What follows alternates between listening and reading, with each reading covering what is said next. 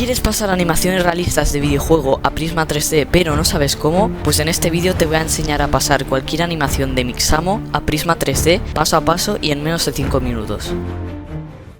Buenas chavales, estamos en un nuevo vídeo y ya estamos aquí en Mixamo, que os dejaré el link en la descripción para que no tengáis ni que buscarlo, de nada. Vale, entonces podemos escoger la animación que queramos. Cuando ya la tengamos le tendremos que dar al botón de descargar. Esto lo dejamos tal y como está y le damos a download. Esperamos. Vale gente, pues ya estaríamos aquí en Prisma 3D y le vamos a dar a nuevo proyecto. Vale, entonces bajamos aquí y le tendremos que dar a importar. Y ponemos la animación que hemos descargado. Vale, nos sale esto de si deseamos importar animaciones, le damos que sí. Y ahora... Uy. Vale chavales, pues ya lo tendríamos por aquí y se ve bastante bien. Entonces ahora si le damos al play se produciría la animación. Vale, y ahora para guardar la animación lo que tendríamos que hacer es lo seleccionamos, le damos a rigging, auto rig y le damos a transferir rig.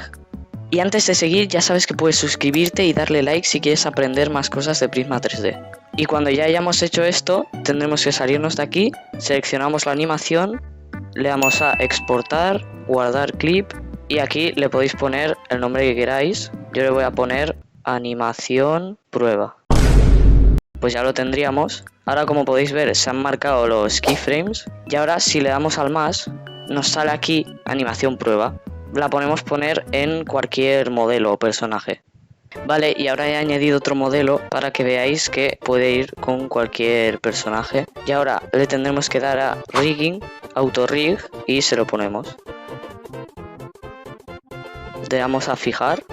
Vale, pues ya lo tendríamos. Que si queréis un vídeo completo de cómo añadir huesos a tu personaje, pues dejadlo en la descripción. Entonces ahora salimos aquí, en la flecha esta, le damos otra vez.